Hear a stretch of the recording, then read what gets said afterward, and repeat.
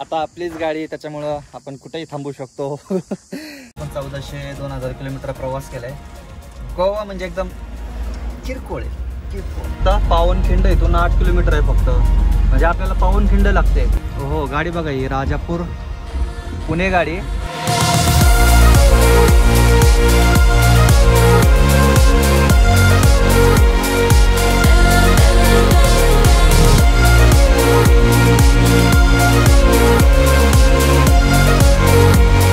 नमस्कार मंडळी, स्वागत आहे एका नवीन व्हिडिओ मध्ये. ही ट्रिप भेटलेली आहे आपल्याला. आपण चाललेलो आहोत गोव्याला. पण मी एकटा नाहीये गोव्याला जाणार. म्हणजे माझ्या बरोबर माझी आई सुद्धा प्रवास करणार आहे ह्या ट्रिप मध्ये. त्रिपुरा पौर्णिमेला आईची जायची खूप इच्छा होती, पण काही कारणास्तव तिला वारीला नाही जमलं जायला. त्याच्यानंतर लगेच दुसऱ्या दिवशीच आपल्याला डायरेक्ट ट्रिप भेटलेली गोव्याची. तर आई पण म्हणली मला पण यायचंय गोव्याला. फटाफट जातो कंपनीवरती, लोडिंग करतो आणि मग तुम्हाला भेटतो. सुप्रभात मंडळी. तर आता वाजले आहेत सकाळचे 3:15. तर आता आपण निघतोय. खरं तर आपण रात्रीच निघणार होतो, पण आज मी एकटा नाही चाललेलो. तर माझ्या बरोबर आज माझी आई पण आहे. त्याच्यामुळे म्हणलं रात्रीचं निघून परत कुठेतरी रस्त्यात थांबण्यापेक्षा पहाटे निघावं. तर आता फटाफट निघूयात आपण आणि आजच्या आजच पोहोचून जाईल माझ्या मते. चला निघायचं आईसाहेब. सावकाश बसा. चला मंडळी निघूयात. आणि आता डिझेल भरावं लागेल आपल्याला रस्त्यात. आता तुम्ही विचार करत असाल गोव्याला त्रिपुरारी पौर्णिमा कशी काय. तर गोव्याला माऊलींचा मठ आहे. जो त्रिपुरारी पौर्णिमा उत्सव असतो तो गोव्याला होत असतो आणि दरवर्षी वारी उत्सव असतो तिकडे. आम्ही तर जातोच होतो. ही डायरेक्ट पहिलं स्थापनेला गेली होती आई. त्याच्यानंतर आता ही दुसरी वेळ आहे. म्हणजे जवळजवळ किती वर्ष झाले ग? 12-13 वर्षानंतर आई गोव्याला चालली. ही ट्रिप कायम लक्षात राहील, आठवणीत राहील, व्हिडिओ राहील.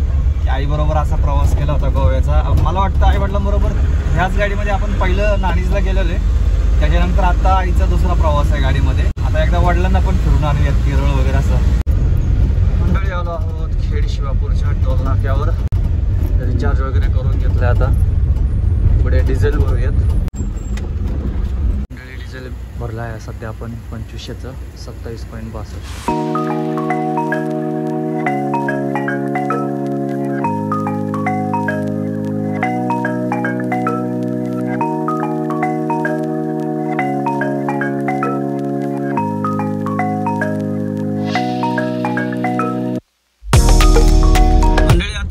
कराडच्या पुढे पाचवड फाट्यावर आलेलो आहोत. आपल्याला 2-3 मार्ग आहेत. एक कोल्हापूर मार्गे आपण निपाणी मार्गे जाऊ शकतो, दुसरा कोल्हापूर गगनबावडा आणि हा मार्ग मी निवडलेला आहे. आज बघूया, आपल्या लक्षात पण राहील. पुढे जर यायचं म्हणलं इकडं कसा रस्ता आहे ते पण कळल. तर आपण मलकापूर अनुस्कुरा मार्गे आपण गोव्याला जाणार आहोत. तर म्हणतो चहा घ्यावा. चहा आहे बघा इथं, चहा घेतो. मगापासून चहा बघत होतो कुठं भेटतोय का नाही, पण चहा काय भेटला नाही. आता इथं भेटलं आपल्याला. इथून बघा मलकापूर 53 किलोमीटर आहे. चहा घ्यायचा आई साहेब. खायला नाही घेतलं काय? सावकाश. तर निघूयात मंडळी. आता टाइम झालाय बघा. आता वाजलेले आहे 7:30 वाजले जवळजवळ. एवढ्या लांब आपण 1400-2000 किलोमीटर प्रवास केलाय. गोवा म्हणजे एकदम किरकोळ आहे, किरकोळ. आता असं पोहोचून जाईल असं वाटायला लागलं. चला निघूयात. कदाचित तुम्हाला पण फायदा होईल या गोष्टीचा. जर तुम्ही गोव्याला जाणार असाल या मार्गे तर डिटेलमध्ये व्हिडिओ बघा शेवटपर्यंत. म्हणजे तुम्हाला कळल की रस्ता कसा आहे काय आहे. मलकापूर पर्यंत तर खात्री एकदम मस्त रस्ता आहे. अनुस्कुरापासून पण रस्ता माहिती आहे, अगोदर आपण एसटीने प्रवास केलेला आहे. फक्त मलकापूर ते अनुस्कुरा कसा आहे रस्ता ते बघायला पाहिजे. खारेपाटण पासून तर काही सिमेंट रोडच आहे सगळा बहुतेक. आमच्या आई साहेबांनी तर सुरुवात केली खायला. एकटेच खाते. मला विचारलं नाही पण खायचं का म्हणून. चला निघूया.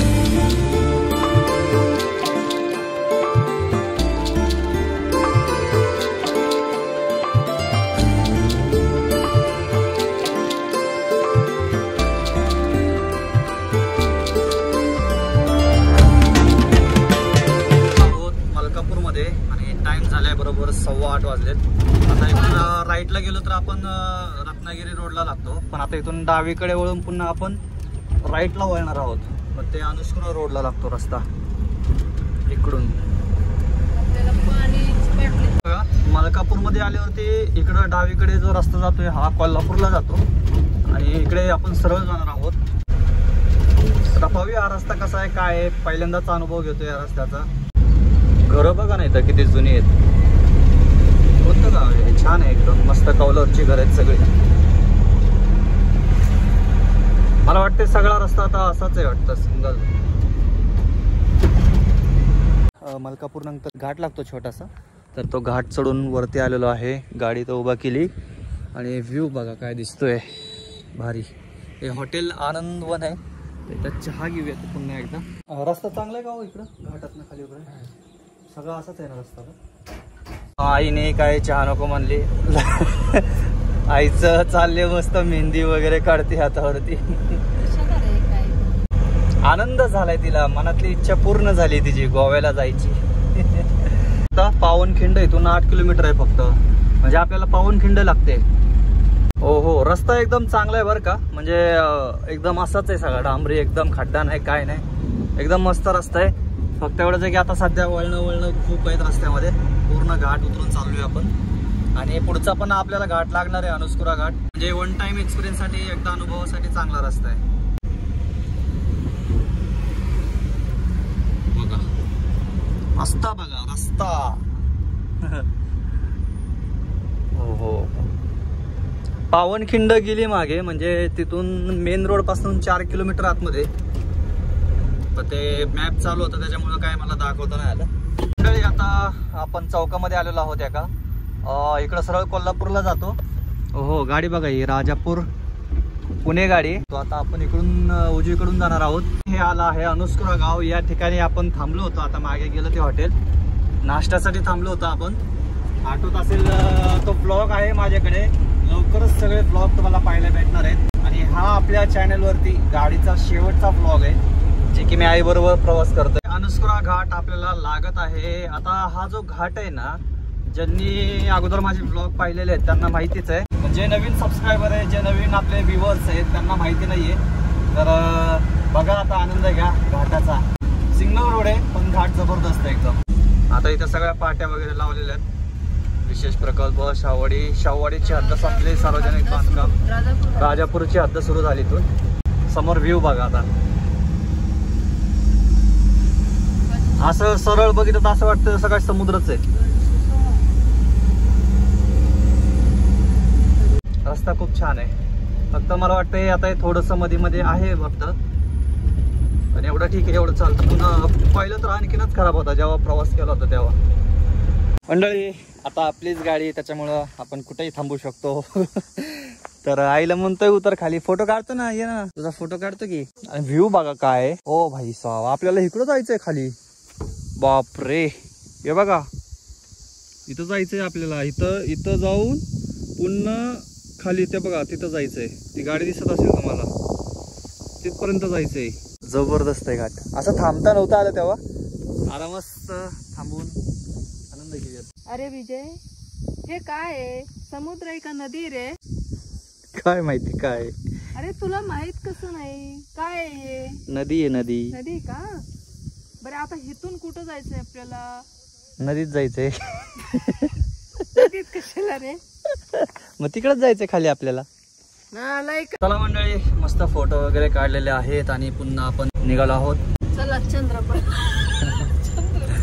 चंद्रपूरला जायचंय आता आईला. जाऊ चंद्रपूरला पण जाऊ. व्ह्यू बघा ना काय दिसतोय, घाट जबरदस्त. सरळच आहे डायरेक्ट एकदम.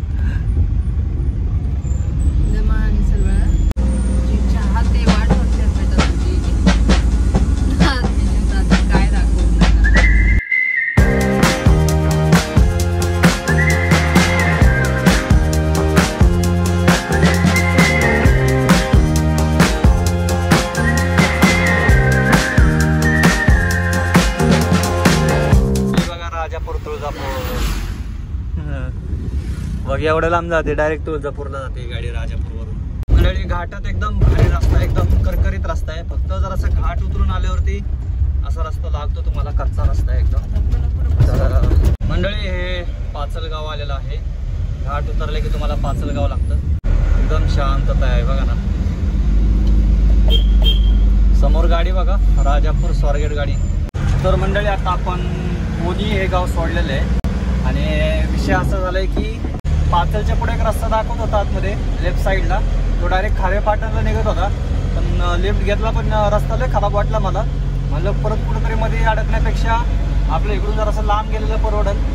तर आता आपण ओनी गावामधून बाहेर पडलो आहोत आणि आता मेन रोड लागत आहे बघा, मुंबई गोवा एक्सप्रेसवे लागतोय. आता पुढे राजापूर इथून साधारण फक्त 13 किलोमीटर राहिलेले. लांब पडलं बरं का तसं पाहायला गेलं तर, म्हणजे वन टाइम ट्रायसाठी चांगलं आहे, पण रेग्युलरसाठी बहुतेक हे लांब पडतंय. कोल्हापूर मार्गे गगनबावडा मार्गे जवळ पडेल. रस्त्याविषयी सांगायचं झालं तर रस्ता खूप चांगला आहे, म्हणजे पाचलपर्यंत तर लय भारी रस्ता आहे. पाचलच्या पुढं थोडं रस्त्याचं काम चालू आहे, बाकी एकदम कडक रस्ता आहे. मधनं शॉर्टकट चांगला आहे बरं का, डायरेक्ट कराडपासून मलकापूरपासून पाचल, आणि इथनं फक्त मधनं रस्ता एकदम कनेक्ट होत होता, पण गॅरंटी नव्हती पुढं चांगला आहे रस्ता नाही का. एकटा असता सुद्धा गेला असतो मी. बघूया पुढं कंट तरी नाश्ता वगैरे करतो, कारण भूक लागली आता. मंडळी आले आहे बघा राजापूरचा बस स्टँड आहे, आणि इथून आतमध्ये खाली गावात जातो रस्ता. मंडळी या नाश्ता करायला मिसळ पाव घेतले होते, आणि घरनं भाकरी बांधून आणल्या होत्या. मटकी पण आहे, चटणी पण आहे, लोणचं पण आहे.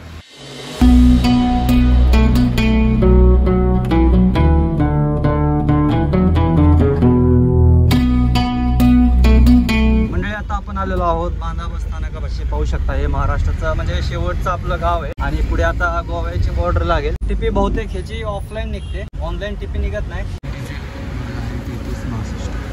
मंडळी आपण गोव्यामध्ये एंट्री केलेली आहे, आणि आता आपण अटल सेतूवरती आहोत. तर इथून सगळा समुद्र पाहायला भेटतो. हे पाहू शकता समुद्र.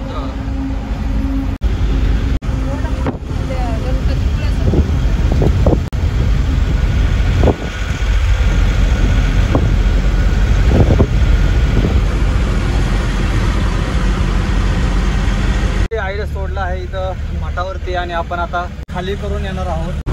हे रस्ते मस्त बनवले बरं का, पण काही म्हणत एवढे भारी रस्ते केले, एवढे मोठे पूल केलेत, पण टोल अजिबात नाही आहे बरं का. म्हणजे माझ्या माहितीप्रमाणे मला जे टोल लागले ना आतापर्यंत, तो फक्त खेड शिवापूर, सातारा आणि कराड एवढाच टोल लागला, बाकी टोल नाही लागलं मला कुठं. आपल्या इकडं अटल सेतू असू द्या, पुन्हा एमपीला असू द्या, एवढे म्हणजे रस्ते बनवलेत जबरदस्त, सगळ्यांना टोल आहे. जेवढे जास्त पूल तेवढं जास्त टोल, असं आहे हिशोब. फायनली मंडळी पोहोचलो आहोत आपण शोरूमला. तर गाडी आतमध्ये घेऊयात. कशात गाड्या सगळ्या, स्कॉर्पिओ, थार, बोलेरो. बघा ह्या गाडीची बॅटरी आहे TUVची. तर फायनली मंडळी आपली गाडी खाली झालेली आहे एकदम फास्ट मध्ये. जेवढ्या पण शोरूम मध्ये गाडी घेऊन गेलोय, सगळ्यात फास्ट गाडीची खाली झाली ना ती या ठिकाणी झाली. एक त्याचं कारण म्हणजे यांनी सगळे डॉक्युमेंट्स वगैरे सगळे अगोदरच सही वगैरे करून घेतले, त्याच्यामुळे EV बिल पण लवकर झालं. आणि गाडी म्हणजे बॅटरी उचलण्यासाठी ते असतं ना मशीन, ते बोलवलं, त्याच्यामुळे एकदम फास्ट गाडी आपली झालेली आहे. तर आता निघूया. तिथून मी जाणार आहे मठामध्ये ओल्ड गोव्याला, आणि तिथं मुक्काम करून मग सकाळी आपण निघणार आहोत. आईला तिथं सोडले. मंडळी तुम्ही म्हणत असाल विजय भाऊ गोव्याला माणसं कशासाठी जाते आणि तू कशासाठी गेलाय, म्हणजे कामाला तर गेलाच आहे, पण एन्जॉय करायचं वगैरे असं तुमच्या मनात येत असेल. पण भाऊ ना कसं आहे, प्रत्येकाची वेगवेगळी आवड असते. आता तुम्ही कशात आनंद मानता त्याच्यात तुम्हाला आनंद मिळणार आहे, बरोबर का नाही. गोवा फक्त काही एका गोष्टीसाठीच नाही आहे, संस्कृती पण जपायची असते, त्याच्यासाठी पण गोवा फेमस आहे. तर आणि इकडे बघा तुम्ही मस्तपैकी सनसेट व्हायला लागलाय, याच्यात पण किती आनंद आहे बघा ना. राजस्थानमध्ये, महाराष्ट्रामध्ये, आणि आता गोव्यामध्ये, हरियाणामध्ये पाहिला, बिहारमध्ये पाहिला. स्वप्न आहे माझं, ड्रीम आहे, होईल.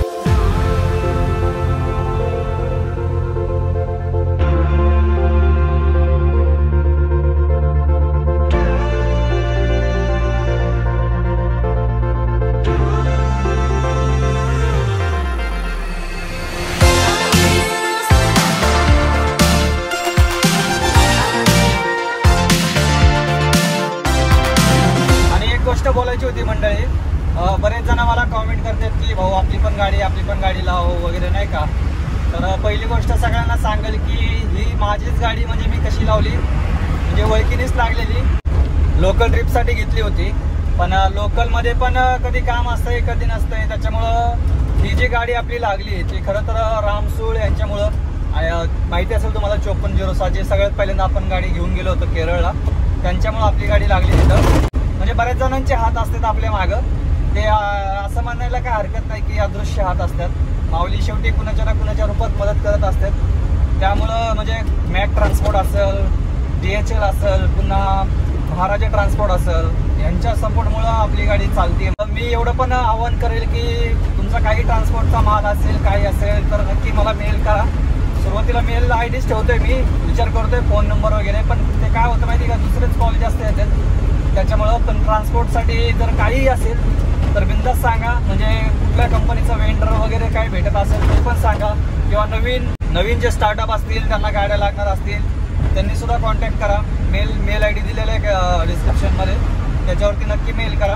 बाकी भरपूर गाड्या आपल्याकडे काही विषय नाही आहे. कुठलंही ट्रान्सपोर्टचं काम असू द्या, ऑल इंडियामध्ये कुठेही असू द्या आपण काम घेऊ. सुरुवात करूया हळूहळू. सुप्रभात मंडळी, स्वागत आहे एका नवीन दिवसामध्ये. आणि रात्री मठामध्ये आलो. ओल्ड गोव्यामध्ये मठ आहे, या ठिकाणी शंभू महादेवाचं छान असं मंदिर तयार होतंय. आणि रात्री आलो, छान असा प्रसाद घेतला, झोपण्याची सुविधा होती, तर आराम सुद्धा चांगला झालेला आहे. तर विचार करतोय की संत संघ वगैरे करून निघायचंय. आता टाइम होईलच, आता 9 वाजता संत संघ सुरू होतो. आणि जाताना काय व्लॉग वगैरे बनवणार नाहीये मी, जाताना मस्त एकदम मजेत आरामशीर जाणार आहोत. तर हा व्लॉग आपण इथं संपूयात आणि भेटूयात पुढच्या प्रवासामध्ये. Bye bye, signing off. जय महाराष्ट्र.